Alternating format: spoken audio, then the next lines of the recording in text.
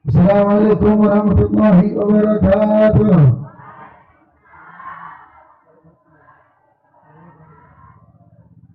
Alhamdulillah. Alhamdulillah nahmadullah wa nashkurullah subhanahu wa ta'ala. Wa asyhadu an la ilaha illallah wahdahu la syarika lah.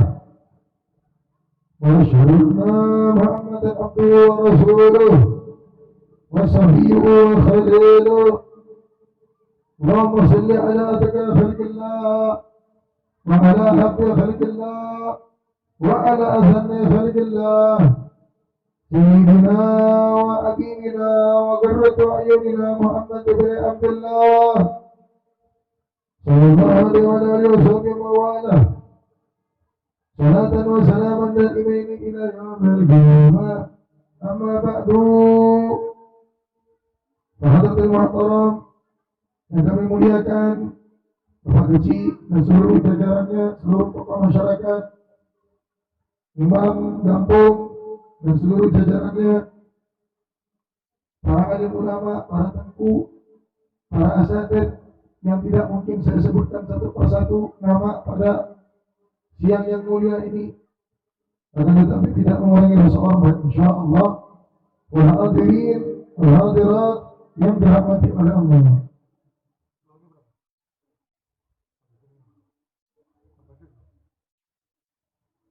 Alhamdulillah.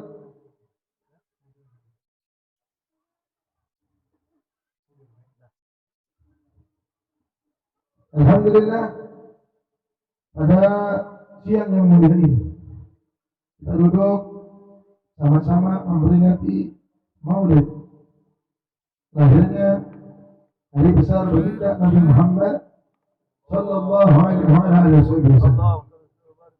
Udah dengar nanti nggak ada yang mau salawat, Bu? Oh, nggak ada yang mau salawat. Salawat santri ya. Kata Syekh Muhammad Yusuf An-Nabhani, zaman sekarang santri kalau umpama mau cepat nyampe sama Allah udah susah. Kalau zaman dahulu gurunya ikhlas ngajar, santrinya ikhlas belajar. Kalau zaman sekarang kadang-kadang gurunya ikhlas, santrinya tidak ikhlas. Santrinya ikhlas, gurunya tidak ikhlas. Maka kata Syekh Muhammad Yusuf An-Nabhani, tidak ada jalan yang tercepat yang bisa membantu seorang santri cepat mendapatkan ilmunya Allah, mendapat keberkahan ilmunya Allah, kecuali dengan sholawat. Makanya santri kalau mau sukses banyakin sholawat, punya wirid sholawat. Ibu-ibu juga kalau pengen disayang sama suami banyakin sholawat, Bu. Nabi nyebut di dalam hadis al-bakhil. Tahu bakhil, Bu? Tahu bakhil? Medit tuh.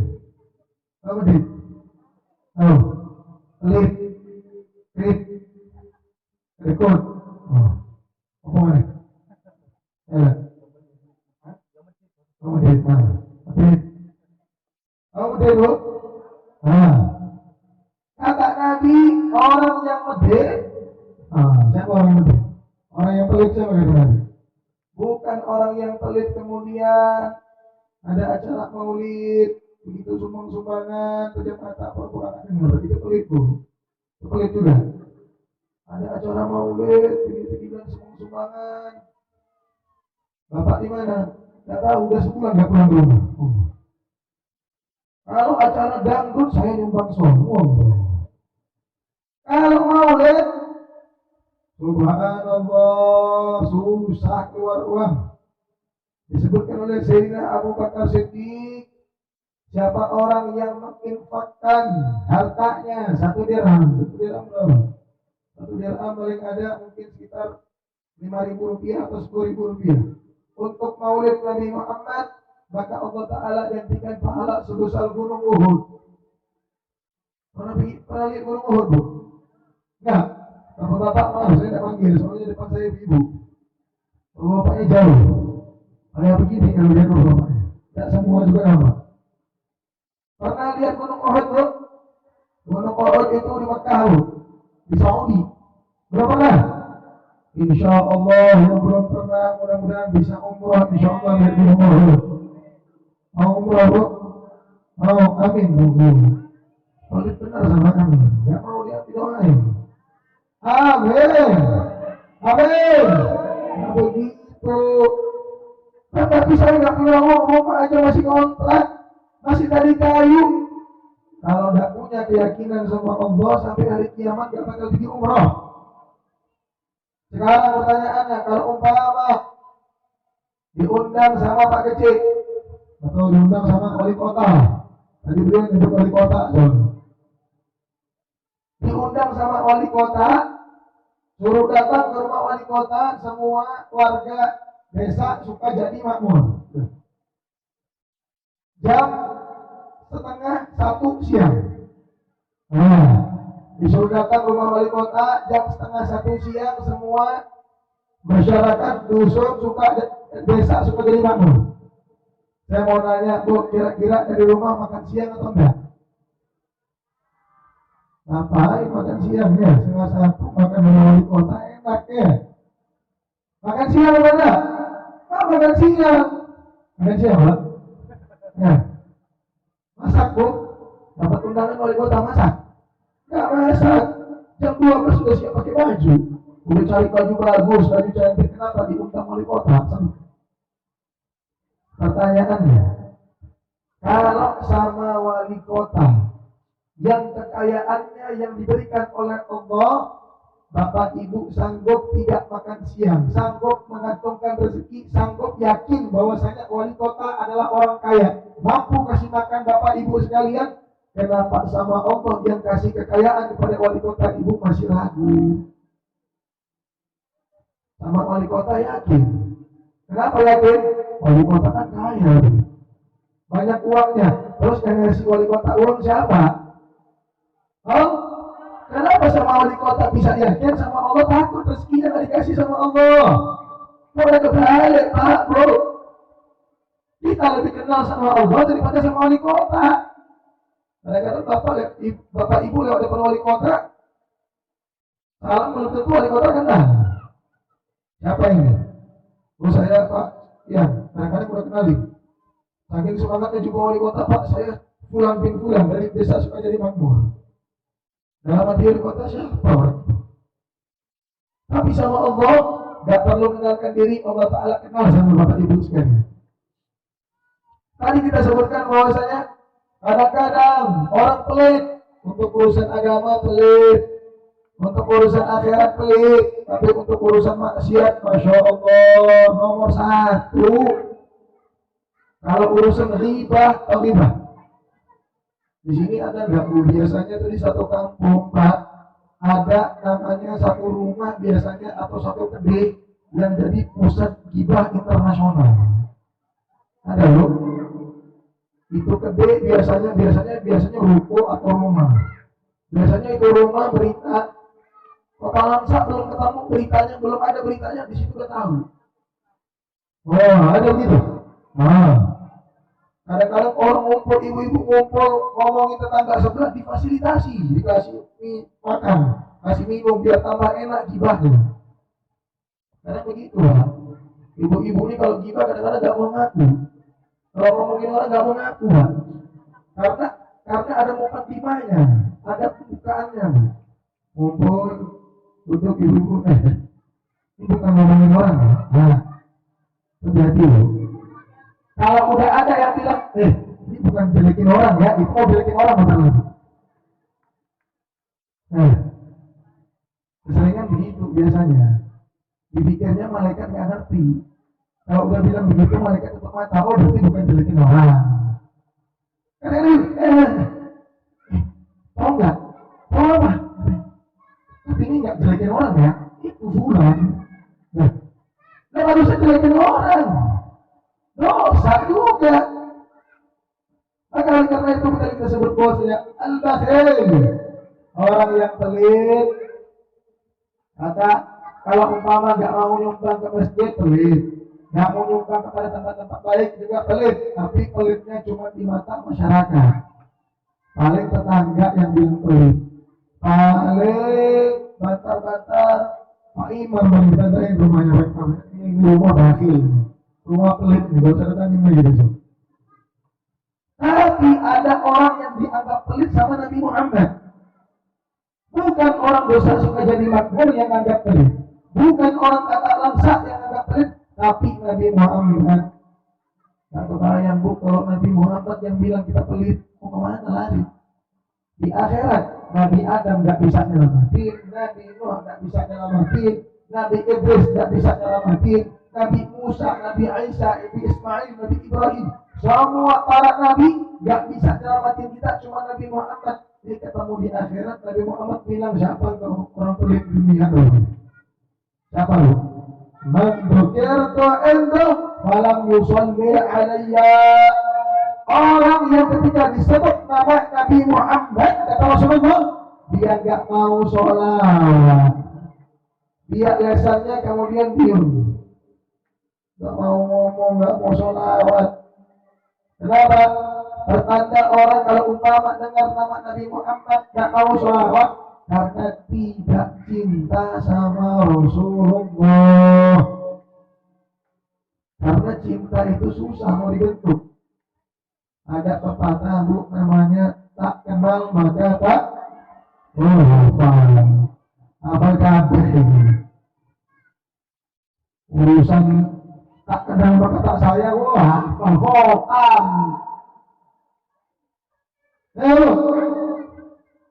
Urusan ikatan cinta. Oh tiap hari, ibu datang tiap hari ikatan cinta. Hafal semuanya. Disebutkan oleh para ujangga, tak kenal maka tak sayang sama bu. Bagaimana ibu bisa cinta sama Nabi Muhammad kalau umpama tidak kenal sama Rasulullah? Maka poin utama diajarkan oleh para ulama adalah kenal dulu baginda Nabi Muhammad baru bisa cinta. Bukan kayak ABG yang sekarang baru kenal 1 jam di WhatsApp udah nembak. Ya. Ceweknya juga bodoh, terima pula. Tidak tahu yang dia tembak bukan 1 orang, ada 10 orang. Dia coba-coba aja mana yang dapat sudah. Namanya buaya mancing, ya. Mana dapat kok bismillah. Ceweknya pun bodoh. 1 jam baru kenalan, ini orangnya setia, masya Allah. Sama Nabi Muhammad aja tak kenal maka tak sayang. Tidak kenal Nabi, tidak bisa cinta Nabi. Nabi gimana bisa sama engkau bisa cinta kalau tidak kenal sama kamu? Maka kenali baginda Nabi Muhammad. Al-Imam Ibn Hajar mengatakan bahwasanya mengajarkan anak-anakmu, perhatian bu, ibu itu sekolahnya anak. Anak sukses atau enggak tergantung ibunya di rumah. Ibunya pintar ngajarin anaknya bagus, ibunya gagal ngajarin anaknya rusak. Kata Imam Ibn Hajar, ibu-ibu mengajarkan anak-anak ibu tentang Nabi Muhammad, hukumnya sama wajibnya sebagaimana mengajarkan surat Fatihah. Tahu surat Fatihah? Kalau anak nggak bisa surat Fatihah, bisa sholat? Nggak bisa. Maka mengajarkan anak tentang Nabi Muhammad sama wajibnya seperti ngajar surat Fatihah. Masa iya sih buruk anak kita sholat 5 waktu tapi nggak kenal siapa yang bawa sholat. Anak kita puasa bulan Ramadan setiap tahun tapi nggak kenal siapa yang bawa puasa. Anak kita baca Al-Quran, hafal Al-Quran, tapi nggak kenal siapa yang bawa Al-Quran. Jadi tahu Lionel Messi ya? Tahu? Nggak apa-apa. Tahu? Ini kuis. Tahu Messi? Tahu? Tahu Ronaldo? Tahu Ronaldo? Tahu? Coba sebutin 10 sahabat Nabi. Ada yang bisa? Jangan perempuan. Ya. Ada yang perempuan boleh? 10 sahabat Nabi. 10. Nah.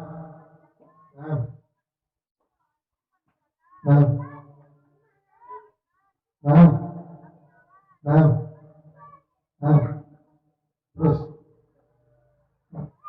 yang perempuan ada semua coba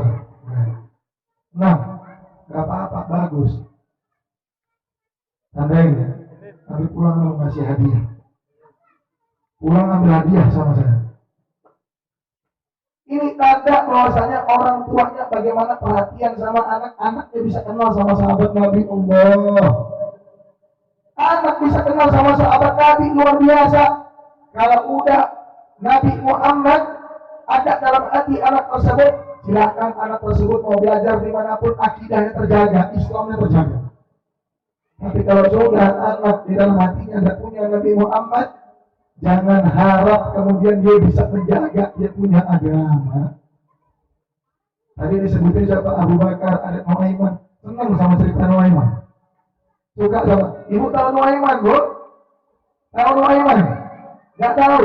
Tuh anak-anak tahu Nuaiman. Tak tahu Nuaiman. Nuaiman salah satu sahabat Nabi yang luar biasa. Sahabat yang paling disayang sama Nabi. Bahkan nih, Bu, Nuaiman, kalau Nabi lagi marah, lagi kesel, ngelihat Nuaiman daripada jauh, Nabi langsung senyum. Karena ini Nuaiman luar biasa, Bu, akhlaknya dan akalnya luar biasa, Bu. Pernah, Bu, Nuaiman melihat para sahabat Nabi lain ngasih hadiah sama Nabi Muhammad. Ada yang ngasih kambing ke Nabi, ada yang ngasih anggur ke Nabi, ada yang ngasih korma ke Nabi, ada yang ngasih kemudian ontak ke Nabi. Nuaiman kan sahabat miskin, dia juga kepengen ngasih hadiah ke Nabi.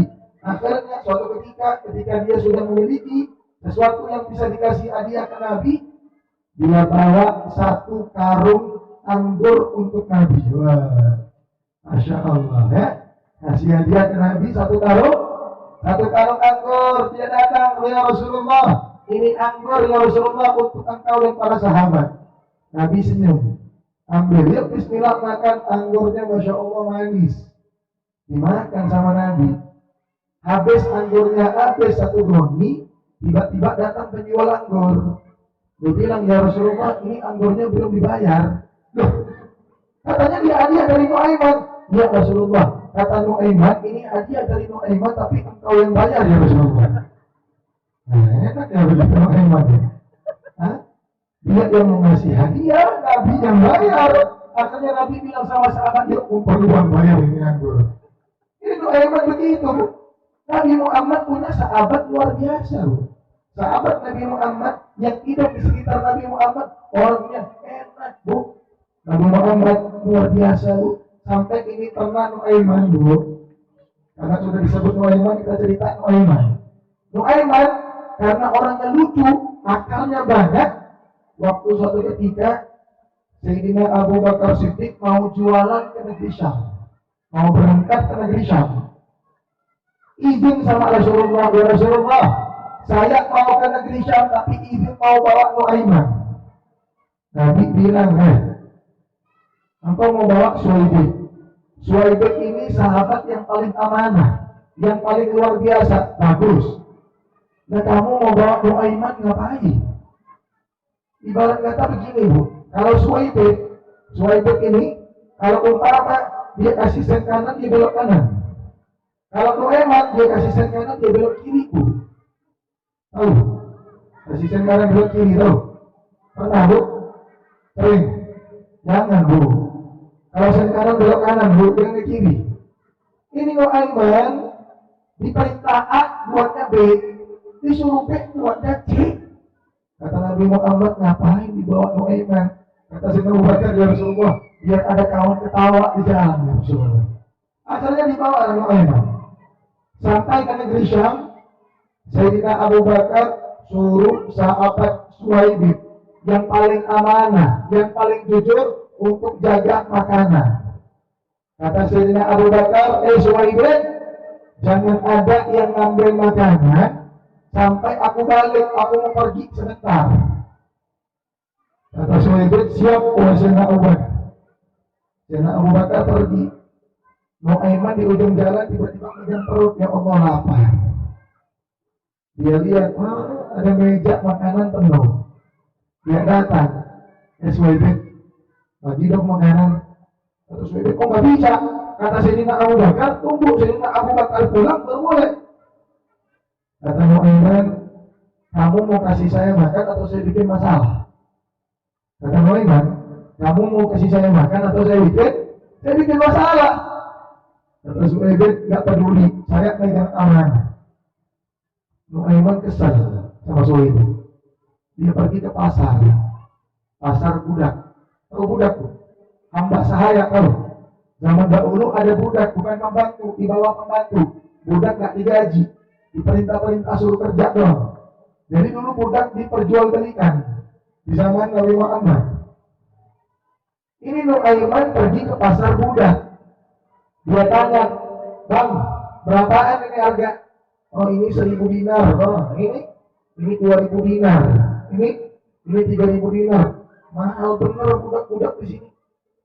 Saya punya budak murah, cuma 20 dinar. Orang pasar bilang, masa iya ada budak 20 dinar? Ada. Tapi budak saya punya kelemahan. Kelemahannya apa? Kelemahannya dia kalau ditangkap, dia ngakunya bukan budak. Kalau ditangkap, ngakunya bukan budak. Akhirnya ini orang pasar bayar ke Nuaiman 20 dinar. Dibawa Nuaiman sama orang pasar, balik ke campnya orang muslim. Nuaiman tunjuk, nah lihat itu yang lagi jaga kulit, yang lagi jaga makanan, ayah itu budak saya, tangkap aja. Saya bilang Suhaibin nggak tahu apa-apa, lagi duduk di meja, tiba-tiba ditangkap sama orang Arab. Sehingga Suhaibin bilang, kenapa saya ditangkap? Kata orang-orang Arab, kamu udah kami beli daripada Nuaiman. Ya saya bukan budak. Kata Suhaibin, kata orang Arab, kami sudah tahu kelemahanmu, kamu pasti ngaku bukan budak. Akhir ini sahabat Nabi Muhammad dibawa ngapain? Dijual sama Nuaiman. Tak bisa bayang, Bu. Sahabat Nabi aja dijual sama Nuaiman. Balik Sayyidina Abu Bakar Siddiq ngelihat Nuaiman yang jaga kulit. Sayyidina Abu Bakar dari jauh, ini dirasa buruk ini. Udah ganti yang jualan. Begitu datang ditanya sama Sayyidina Abu Bakar, Nuaiman, anak Suhaibin. Entengnya Nuaiman bilang, udah aku jual ya Abu Bakar. Udah aku jual. Kata Sayyidina Abu Bakar, Allah buat sahabat Nabi dijual. Akhirnya pergi ke pasar Sayyidina Abu Bakar, beli lagi Suhaibin. Balik ke Makkah, Sayyidina Abu Bakar cerita sama Nabi Muhammad. Cerita sama Rasulullah. Dia bilang, ya Rasulullah, di Syam kami bawa Nuaiman jual sahabatku yang paling baik ya Rasulullah. Cerita baginda Nabi Muhammad dengar kisah tersebut, Nabi Muhammad baikat Nabi hatta batat nawaijuh, kata sahabat. Nabi Muhammad tertawa sampai nampak gigi geraan baginda Nabi Muhammad sallallahu alaihi wasallam. Nabi tidak marah karena memang kehidupan Nabi dengan para sahabat kehidupan yang paling indah. Maka paling nikmat kalau bisa jumpa sama Nabi Muhammad. Mudah-mudahan kita bisa jumpa sama Rasulullah, bisa ketawa bareng sama Nabi Muhammad, bisa lihat senyum Nabi Muhammad. Enak, Bu. Jumpa Nabi Muhammad. Senyumnya murah, wajah paling tampan, ganteng loh. Sama suami ibu yang kalah. Tapak kaki Nabi Muhammad sama muka suami ibu masih ganteng tapak kaki Nabi Muhammad. Rasul. Sama Nabi, jangan marah, ojo marah, dibandingin sama Nabi. Bro, pengen punya anak ganteng, pengen punya anak tampan, nggak mau. Kalau nggak mau saya doakan anaknya jelek. Nggak mau. Pengen punya anak ganteng, pengen punya anak tampan. Kalau amin baca surat apa bro?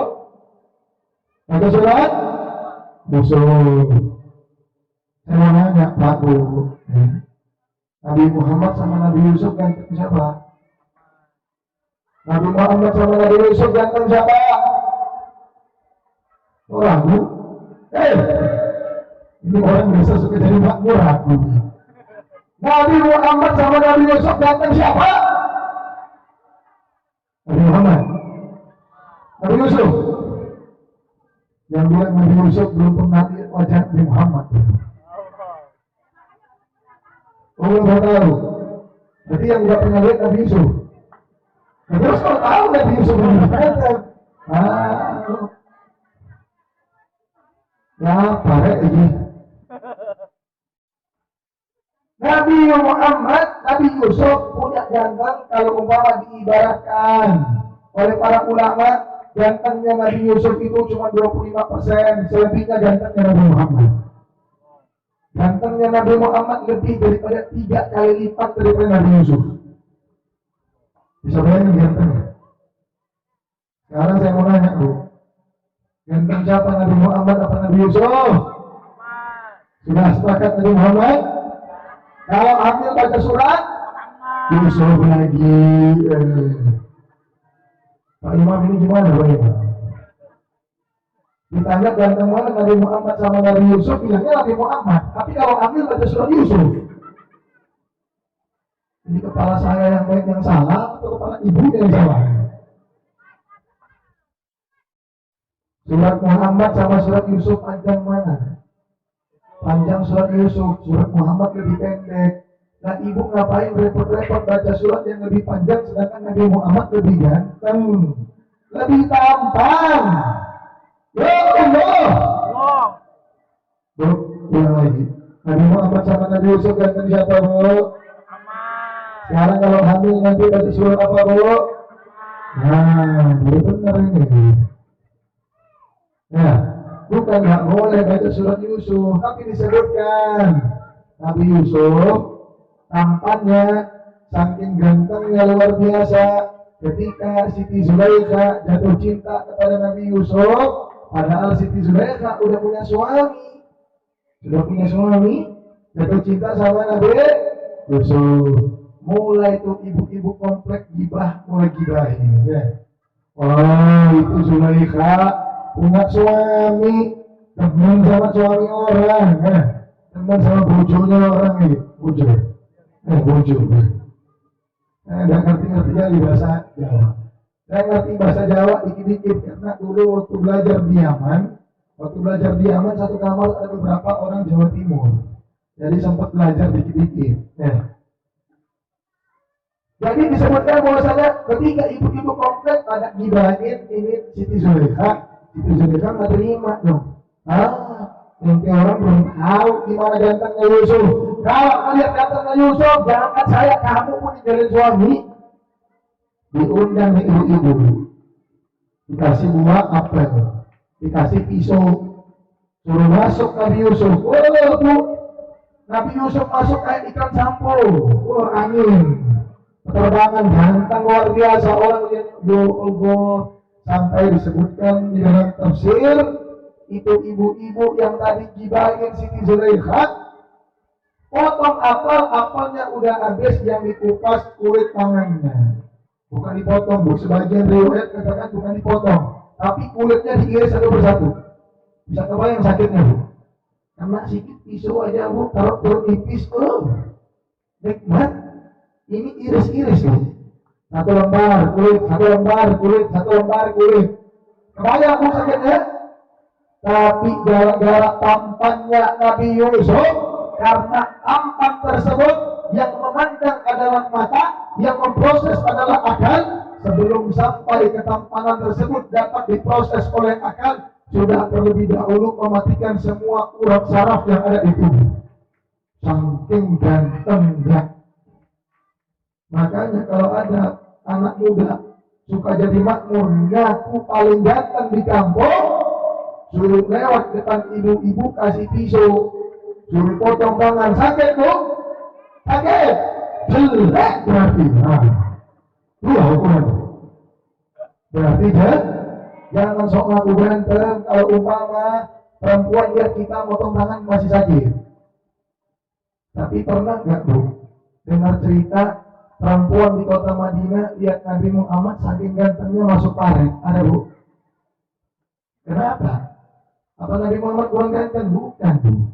Karena disebutkan dalam sejarah, فَإِذَا رَأَى فَدِيهَةً هَذَا. Nabi Muhammad waktu dilihat pertama kali, maka yang dilihat adalah seorang sosok yang gagah luar biasa. Kayak melihat orang ganteng, badannya tegak, pakai jas, pakai dasi, turun daripada mobil Pajero. Itu insya Allah lamar perempuan manapun diterima. Dia nggak tahu pajerunya nyewa 3 hari. Habis nikah pajerunya hilang. Gagal Nabi Muhammad. Disebutkan kemudian ketika mengadupkan mata dan memandang sekali lagi baginda Nabi Muhammad, maka siapapun yang memandang wajah Rasulullah, dia akan jatuh cinta kepada baginda Nabi Muhammad. Ya kenapa tidak ada orang yang sampai hilang akal sebagaimana melihat Nabi Yusuf? Tidak ada perempuan yang hilang akal melihat Nabi Muhammad sebagaimana Nabi Yusuf, karena ketampanan Nabi Yusuf melebihi ketampanan Nabi Muhammad, melebihi Nabi Yusuf, tidak sampai ke akal dan saraf, langsung masuk ke hati. Makanya orang kalau lihat Nabi Muhammad langsung tenang hatinya, langsung luar biasa. Sedangkan Nabi Yusuf itu bisa membawa hilangnya saraf akal, sehingga disebutkan oleh para ulama, tampaknya Nabi Yusuf itu bisa bawa fitnah, tapi tampaknya Nabi Muhammad membawa hulu ketenangan ke dalam jiwa. Pilih mana bu? Anak kita ganteng tapi bawa fitnah atau ganteng bawa ketenangan? Ketenangan bu. Ngapain anak kita ganteng-ganteng tapi ujung-ujungnya jadi pelakor?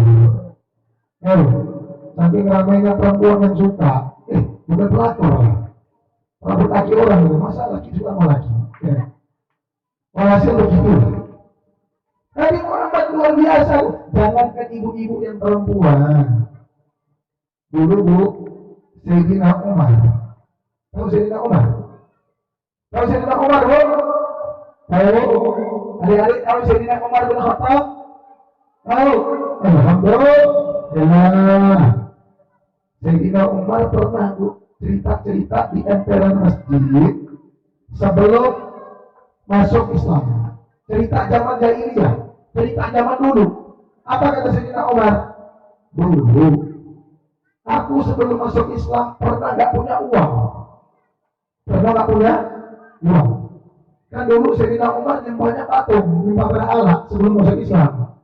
Kata Sayyidina Umar, dulu aku gak punya uang. Mau berdoa di rumah tapi juga gak punya Tuhan. Patungnya gak ada. Mau ke pajak beli Tuhan tapi gak punya uang. Nah kan perlu Tuhan untuk doa supaya punya uang. Meski itu muter terus.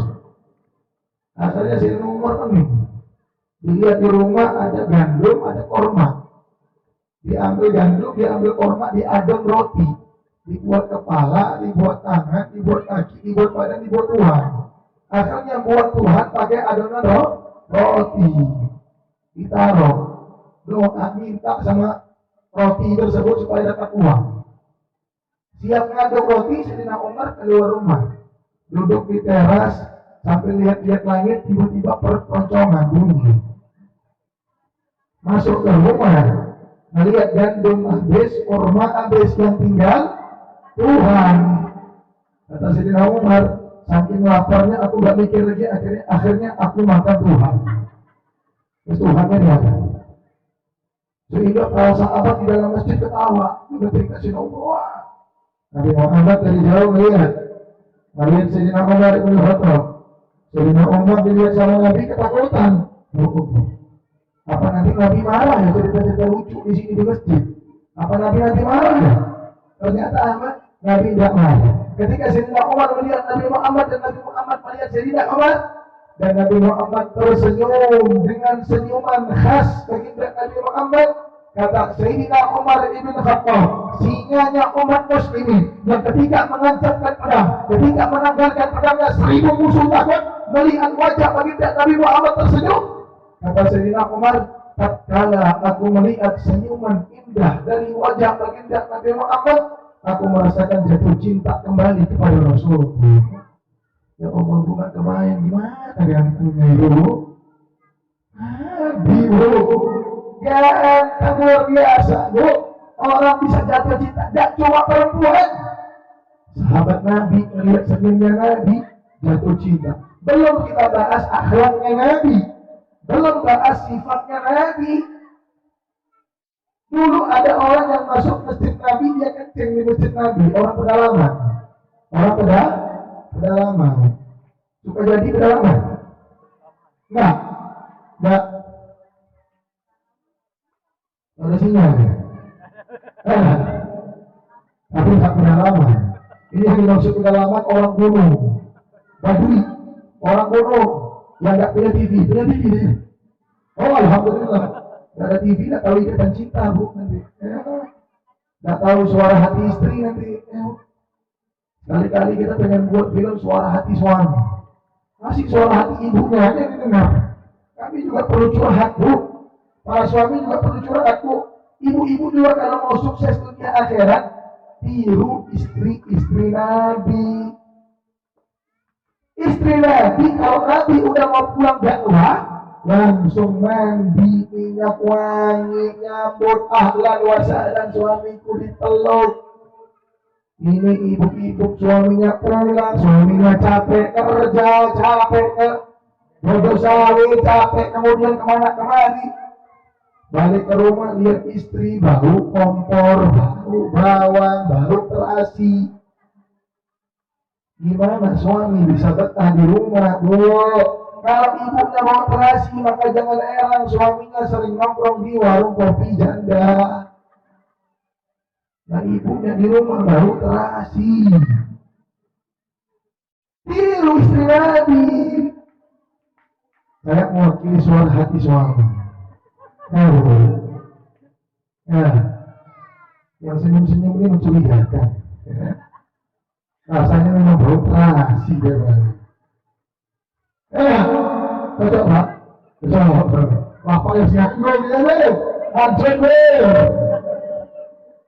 Nabi Muhammad punya teladan masuk satu orang Badui pedalaman, dia kencing di masjid Nabi. Kencing di masjid Nabi. Zaman dahulu masjid tidak seperti ini. Ada kubah, orang tahu itu masjid. Zaman dahulu masjid cuma tiang. Jadi orang kadang-kadang nggak tahu kalau itu masjid. Dia kencing, numpang kencing, dipikir tempat untuk kencing. Rupanya masjid Nabi. Para sahabat melihat ini ada orang Badui kencing di masjid Nabi, dia mau bangun. Sayyidina Abu Bakar, Sayyidina Umar bangun, pengen pukul itu orang. Kurang ajar. Kencing di masjid Nabi. Nabi Muhammad, ini orang Badui lagi kencing, melihat para sahabat mau bangun, mau mukul dia. Dia udah mulai takut, tapi lagi kencing. Sahabat mau mukulin, Nabi bilang, jangan dipukulin, biarin aja. Kata Nabi Muhammad, kalau kamu kejar nanti dia kencing sambil lari. Kenapa? Orang lagi kencing dikejar. Satu masjid najis. Biar aja kata Nabi dia kencing di situ, nanti kita locknya cuma di situ. Ini termasuk cerdasnya Nabi Muhammad. Akhirnya ketika selepas kencing, ini orang dipanggil sama Nabi, nasihatin, ini masjid, nggak boleh kencing, segala macam. Dia tanya, kamu siapa? Dia nggak tahu itu Nabi. Kata Nabi, saya Muhammad ibn Abdullah. Karena zaman dahulu itu kan nggak ada Facebook, nggak tahu foto. Lalu kita bilang, saya Muhammad bin Abdullah. Ya Allah Nabi Muhammad, saya iman sama Nabi. Baru tahu Nabi, baru kenal. Terus dia bilang sama Nabi, Nabi angkat tangan. Ini orang ya, subhanallah, orang gunung. Udah kencing di masjid Nabi, perintah Nabi lagi. Nabi angkat tangan. Tapi Nabi Muhammad, Nabi itu bukan kayak kita. Kita tuh kadang-kadang baru punya pangkat sedikit, begitu diperintah, gak kenal saya. Oh, kamu gak tahu saya. Tidak begitu kan? Nabi enggak, presiden, pemimpin umat Islam, pemimpin umat muslimin diperintah sama orang bodoh. Nabi angkat tangan, Nabi senyum angkat. Ya Allah. Makanya gak heran orang banyak masuk Islam. Indah Nabi Muhammad. Bayangin kalau Nabi dari suka jadi makmur, gak ada yang masuk Islam. Nabi angkat tangan, kamu gak kenal saya? Nabi, ulah sering. Nabi gak bilang begitu. Nabi angkat. Udah Nabi angkat, Pak. Ini orang Badui bilang lagi. Nanti Nabi amin ya. Saya mau doa, Nabi amin. Bukan dia suruh Nabi yang doa, dia mau doa, Nabi suruh amin. Orang kan biasa datang ke Ustadz doain saya amin. Dia enggak, saya doa, Nabi amin. Ini Masya Allah orang gunung. Tapi yang buat unik doanya. Apa doanya? Dia bilang Nabi udah angkat tangan, dia doa. Ya Allah, Allahumma arhamni wa Muhammad wa la ghairuna. Dia duduk sama Nabi, ini sebelahnya Nabi ada sahabat-sahabat yang memukul dia tadi. Dia doa, suruh Nabi aminkan apa dia bilang? Ya Allah, tolong berikan rahmat untuk aku dan Nabi Muhammad, tapi jangan orang-orang jahat ini, ya Allah. Sahabat Nabi gak boleh doain kepada dia. Sampai Nabi senyum, Allah. Nabi senyum ketawa. Akhirnya Nabi bilang, jangan begitu. Rahmatnya Allah luas. Jangan disepitin. Akhirnya dia berdoa lagi. Ya Allah, rahmati aku dan Nabi Muhammad dan juga orang-orang jahat ini, ya Allah.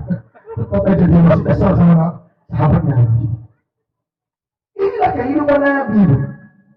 Gimana enaknya kalau umpama kita ngebayangin kita hidup di zaman Nabi, hidup sama Nabi Muhammad.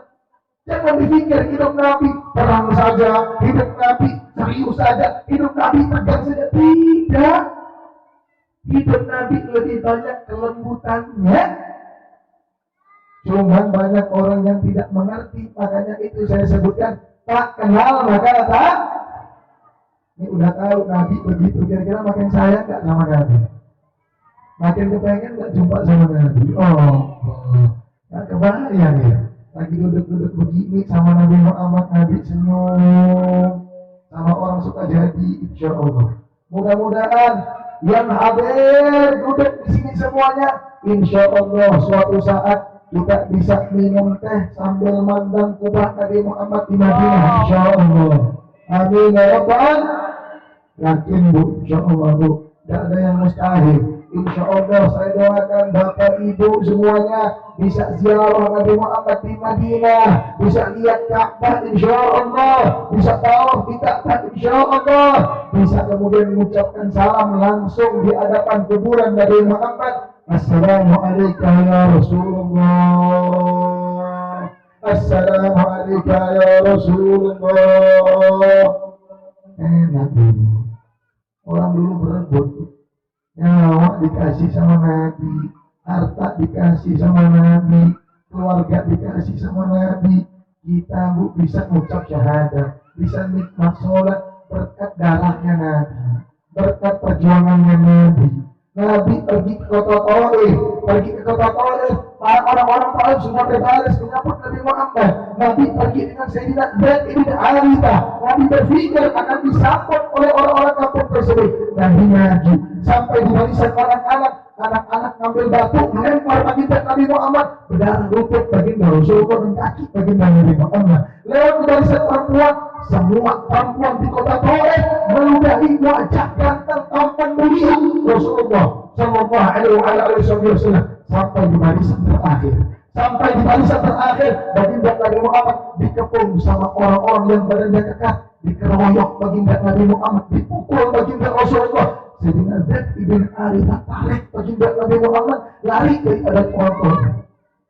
Sampai di suatu kebun, melihat kaki baginda Nabi Muhammad berdarah, malaikat gunung turun diperintah oleh Allah kepada malaikat Jibril nanya sama baginda Rasulullah, ya Rasulullah, izinkan aku. Kalau engkau bilang iya, kalau engkau izinkan ya Rasulullah, aku ambil gunung Taif, akan aku hancurkan orang Taif sampai semua binasa ya Rasulullah. Nabi dipukul, diludahi, dikeroyok, dipukul sampai berdarah. Tapi Nabi Muhammad bilang sama malaikat gunung, jangan. Mereka adalah umatku yang aku cintai. Nabi angkat tangan. Allahumma digumi wa inna la ya'lamun. Ya Allah kasih hidayah sama umatku, mereka enggak tahu kemuliaanku ya Allah. Zaman dahulu Nabi Muhammad dilempar batu sama orang kafir Quraisy. Zaman sekarang berapa banyak umat Nabi Muhammad lemparkan kotoran maksiat di wajah Nabi Muhammad. Terkadang berapa kali kita mengecewakan baginda Nabi Muhammad SAW. Al-Adrin wal Hadirin yang dirahmati oleh Allah, ibu-ibu bapak-bapak sekalian. Ibu-ibu bapak-bapak sekalian, kita hidup di zaman yang terpisah jauh dengan baginda Nabi Muhammad. Akan tetapi jangan sampai sudahlah jasad terpisah jauh daripada baginda Rasulullah, jangan sampai hatimu juga terpisah oleh Nabi Muhammad. Jangan. Ajarkan anak ibu sekarang, Ajarkan anak ibu tentang Nabi Muhammad. Daripada kecil, ibu ajarkan anak-anak ibu untuk kenal siapa Rasulullah. Supaya Nabi Muhammad di akhirat bangga sama ibu, mau ketemu sama ibu. Ajarkan. Nah, kalau minum dulu, pakai tangan kanan, baca bismillah. Nah, kamar mandi itu masuk kaki kiri, keluar kaki kanan. Nah, kalau umpama makan itu sambil duduk, pakai tangan kanan. Hal kecil, tapi hal tersebut insya Allah yang akan membuat nanti ketika ibu berjumpa Nabi Muhammad di akhirat dan Nabi Muhammad tersenyum kepadanya. Al-Habib Ali Ibn Muhammad Al-Habsyi, beliau mengatakan bahwasanya aku kepengen masuk surga bukan karena sungai-sungai yang disebut dalam Al-Quran, bukan. Aku kepengen masuk surga bukan karena kenikmatan surga yang disebut dalam Al-Quran, bukan. Tapi aku pengen masuk ke dalam surga karena aku tahu di surga ada Nabi Muhammad. Para ulama pengen masuk surga bukan karena kenikmatan surga, tapi yang mereka inginkan supaya nanti di akhirat bisa jumpa sama Nabi Muhammad. Maka tiru akhlak baginda Nabi Muhammad dalam segala aspek apapun, dalam segala cara apapun, tiru baginda Nabi Muhammad. Saya mungkin kalau saya mau ceritakan tentang baginda Nabi Muhammad, kasih waktu 10 bulan juga tidak habis saya ceritakan kemuliaan Nabi Muhammad. Akan tetapi cari kemuliaan baginda Rasulullah. Cari kemuliaan baginda Nabi Muhammad. Cari bagaimana kisah baginda Nabi Muhammad di rumah, lembutnya baginda Rasulullah.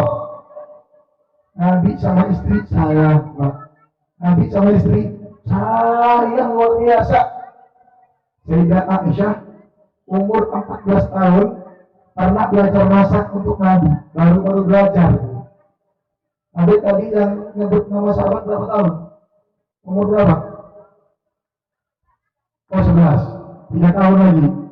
14 tahun masih kecil, tapi sudah mulai mau belajar masak untuk Nabi supaya pengen nyenengin Nabi. Ini akhlak, supaya ibu ba'a nyenengin suami juga termasuk dari akhlak istri Nabi.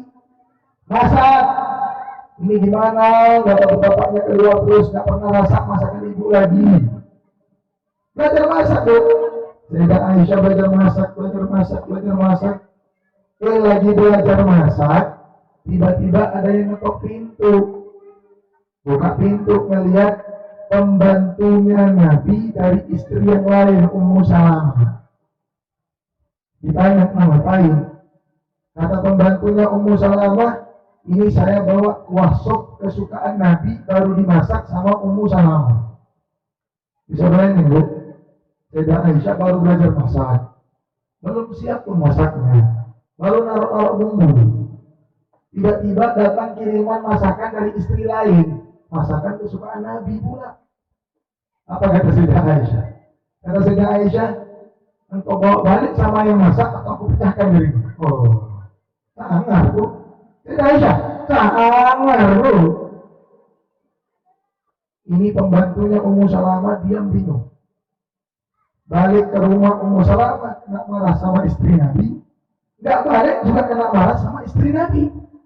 Nah, dua-duanya istri Nabi. Akhirnya istri diam. Kadang lihat diam, diambil sama Sayyidah Aisyah mangkoknya, dipecahkan dia. Habis pecah. Sayyidah Aisyah dalam keadaan cemburu yang luar biasa, akhirnya masuk ke dapur, matiin kompor. Yang tadinya lagi masak, gak jadi masak. Dia balik ke meja makan, baginda Nabi lagi nunggu makan. Dia bilang sama Nabi Muhammad, ya Rasulullah, gak lauk dari sana, gak lauk dari sini, puasa. Dia bilang, sini gak masak, sana gak boleh makan. Kira-kira marah gak Nabi? Kira-kira marah gak Nabi? Kalau kita marah, Nabi enggak. Nabi senyum. Nabi keluar, Nabi kutip bekas pecahan daripada mangkok tersebut. Sampai Nabi kutip di luar, lewat satu sahabat Nabi Muhammad tanya, ya Rasulullah, kenapa ya Rasulullah kok ada piring pecah? Ribet di rumah atau bagaimana ya Rasulullah? Apa kata baginda Nabi Muhammad? Nabi sampai tersenyum bilang sama sahabat tersebut, gharrat Allah, ibumu lagi cemburu. Allah, enak hidup sama Nabi ya. Apa kata Nabi? Ibuku lagi cemburu. Ya, cemburu perempuan wajar, yang jangan kelewatan batas. Itulah kehidupan Nabi Muhammad di rumah. Nabi kalau mau masuk ke rumah Ibunda Aisyah paling suka buatin Nabi satu gelas air susu kambing hangat. Kalau suami pulang kerja tawarin kopi. Ini tahu baru pulang kerja, duit berapa dapat ini? Ya Allah, duit dulu ditanya. Kopi dulu kasih. Sayyidah Aisyah, Nabi masuk gak nanya duit, gak nanya apapun, udah siap air susu kambing hangat kesukaan Nabi. Ini akhlak Sayyidah Aisyah. Ditiru. Nabi juga punya akhlak. Kalau minum air susu kambing buatan Sayyidah Aisyah, minumnya setengah, supaya setengah lagi bisa diminum Sayyidah Aisyah. Jangan jijik bu, minum ke suami. Oh bu, berkah, Nabi ajarin berkah, minum bekas suami. Ini suami bekas suami langsung buang. Kali minum, jijik bu, minum sikat gigi. Suami gak sikat gigi, baru uji dong. Berkah, diminum setengah sama Nabi. Sayyidah Aisyah memang paling tunggu-tunggu. Kalau Nabi udah minum ditungguin. Begitu setengah, setengah lagi bekas Nabi diminum. Suatu ketika Nabi minum habis, Sayyidah Aisyah cemberut, biasa ditinggalin. Ini kok habis? Ditanya, ya Rasulullah, kok dihabisin? Kan biasa kita bagi separuh-separuh, segelas berdua romantis. Dan hari kok dihabisin? Apa kata Nabi Muhammad? Hari ini air susu kambing buatan kamu nikmat betul sampai tidak tahan dengan habisin. Kata Sayyidah Aisyah, perasaan resepnya sama mulu dari kemarin. Kok hari ini dibilang paling enak? Akhirnya Nabi keluar. Sayyidah Aisyah ngambil bekas sisa-sisa daripada air susu tersebut yang ada di gelas, diminum sama Sayyidah Aisyah.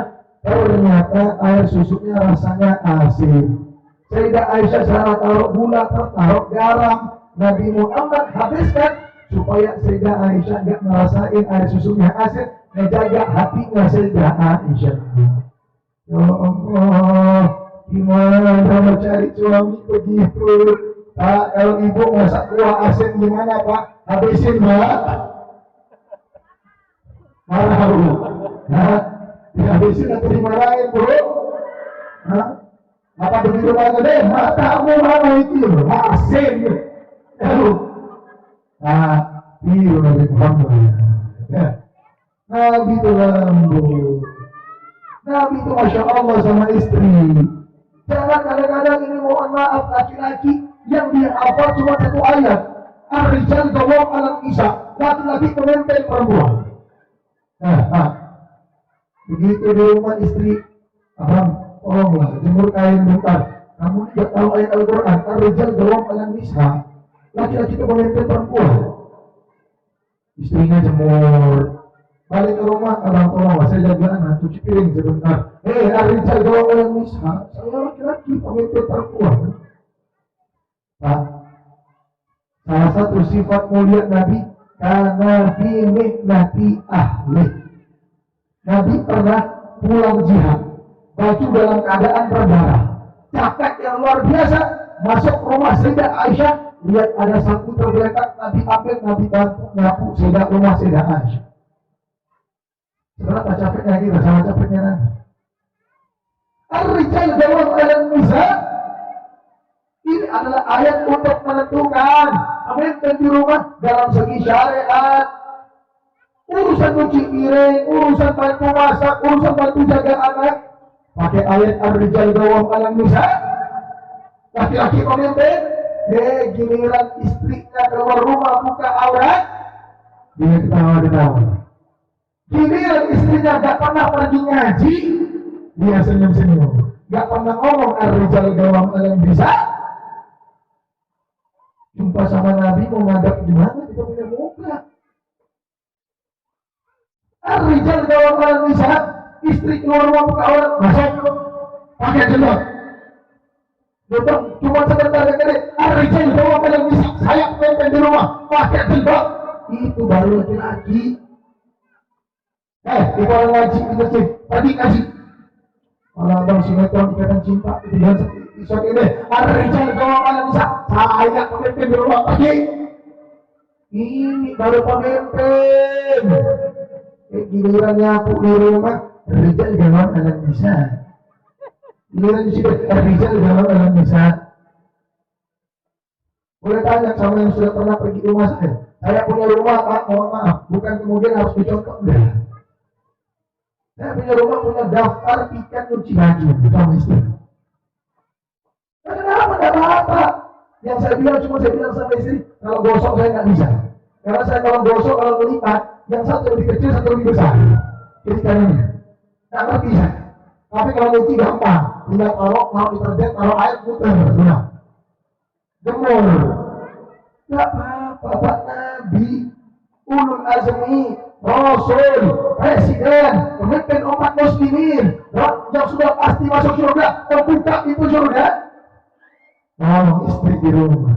Nah, siapa kita? Cuma butiran debu daripada umat Nabi Muhammad Sallallahu Alaihi Wasallam. Maka ini adalah sedikit daripada kisah akhlak mulia baginda Nabi Muhammad yang mudah-mudahan insya Allah akhlak mulia Nabi Muhammad yang kita ceritakan pada hari ini insya Allah bisa diambil faedahnya dan mudah-mudahan semua masyarakat desa supaya jadi makmur dijadikan oleh Allah sebagai desa yang pecinta Nabi Muhammad, yang mencintai baginda Rasulullah.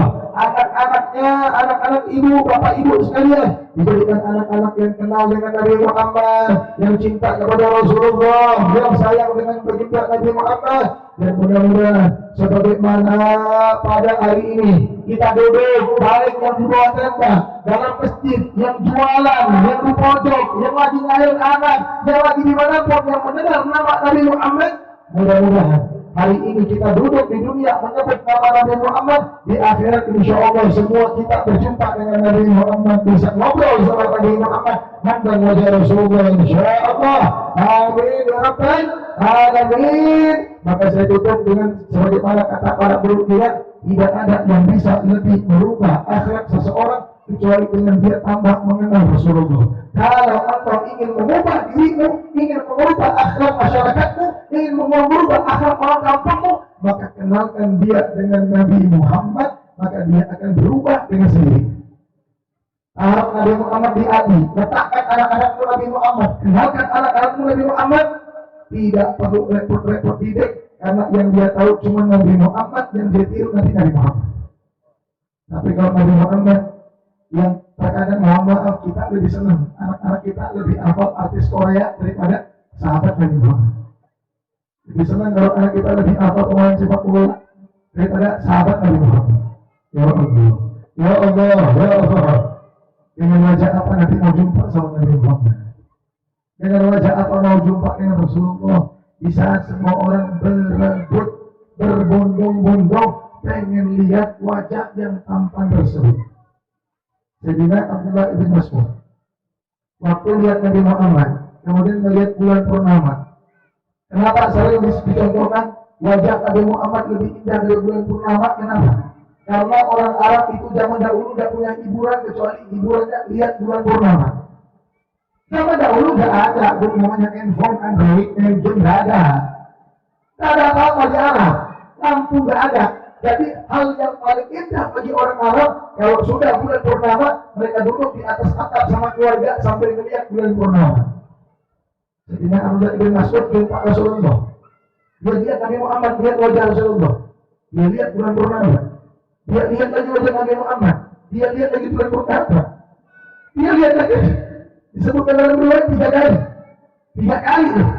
Dia lihat lagi. Kata Nabi Muhammad tanya, kamu ini kenapa? Kok lihatnya? Kata Sayyidina Abdullah Mas'ud, ya Rasulullah, aku lihat wajahmu indah. Aku lihat bulan purnama juga indah. Aku balik lagi wajahmu. Aku lihat lagi keindahan purnama. Aku lihat lagi keindahan wajahmu. Aku lihat lagi keindahan bulan purnama. Ternyata ya Rasulullah, ketika bolak-balik aku lihat dan aku dapati wajahmu jauh berkali lipat lebih indah daripada bulan purnama. Sampai tak jauh. Indah ini Nabi Muhammad Sallallahu Alaihi Wasallam. Mudah-mudahan insyaallah kita bisa mimpi Rasulullah. Insya Allah Bu, tidak ada mimpi yang indah kecuali kita bisa mimpi dari Muhammad. Mau yang muda, mau yang tua, insya Allah bisa mimpi Rasulullah di dunia sebelum akhirat, insya Allah di dunia sebelum akhirat, insya Allah di dunia sebelum akhirat, insya Allah. Amin ya rabbal alamin. Maka mudah-mudahan peringatan bagi kita Rasulullah bisa menambah ketaatan kita. Mudah-mudahan jangan pula nanti habis tengah cerita Nabi Muhammad malah nggak ke masjid. Malah cerita Nabi Muhammad kadang-kadang kita heran. Panitia maulid Nabi Muhammad melakukan perintah Rasulullah sholat dulu asar tidak. Ini apa panitia ini? Panitia neraka jahanam. Maka oleh karena itu tujuan buat maulid nampak kenal Nabi, nampak ibadah. Ya, masjid diisi, sholat jamaah diisi. Jangan nanti begitu dia ada masjid indah, Masjid Istiqlal Jakarta buat status. Insya Allah bisa pergi Masjid Istiqlal Jakarta. Doakan saya supaya saya punya uang bisa pergi ke Masjid Istiqlal Jakarta. Bohong. Kenapa bohong? Ya masjid 1 meter dari rumah tidak pada pergi. Hodal pula mau pergi Jakarta. Mohon maaf Pak Bu, sejelek-jeleknya masjid di kampung kita sama seindah-indahnya masjid di Jakarta, hukum pahalanya sama. Beda Pak. Bapak mau sholat di mana sama sini? Sama. Bapak mau sholat di mana? Umpama di Qatar, masjid yang full AC, pahalanya sama. Yang beda cuma di Masjidil Haram sama Masjid Nabawi. Selain itu semua masjidnya Allah sama. Jangan pula-pula berhayal mau pergi masjid yang indah di luar kota. Kalau masjid 10 meter engkau nggak pernah pergi. Maka insya Allah mudah-mudahan nambah pengetahuan Nabi Muhammad, nambah ibadah kepada Allah. Insya Allah nanti siap acara di Manjar. Ini adik yang berarti sahabat tadi. Saya paling senang sama anak-anak yang kenal sama sahabat Nabi. Bagi saya siap kasih apapun untuk mereka karena mereka adalah penerus perjuangan yang akan meneruskan perjuangan Nabi Muhammad Sallallahu Alaihi Wasallam. Adik nanti saya akan kasih sedikit. Tolong beli kuota, tambah lagi dengar cerita Nabi Muhammad ya. Tambah tahu Muaiman, Abdullah bin Mas'ud, Ja'far Al-Tayyar, cari semuanya nggak ada. Tambah pengetahuan tentang bertindak Nabi Muhammad, insya Allah. Saya modalin kuotanya, insya Allah, untuk orang-orang yang mau cinta kepada Rasulullah, yang mau kenal dengan bertindak Nabi Muhammad. Assalamualaikum warahmatullahi wabarakatuh.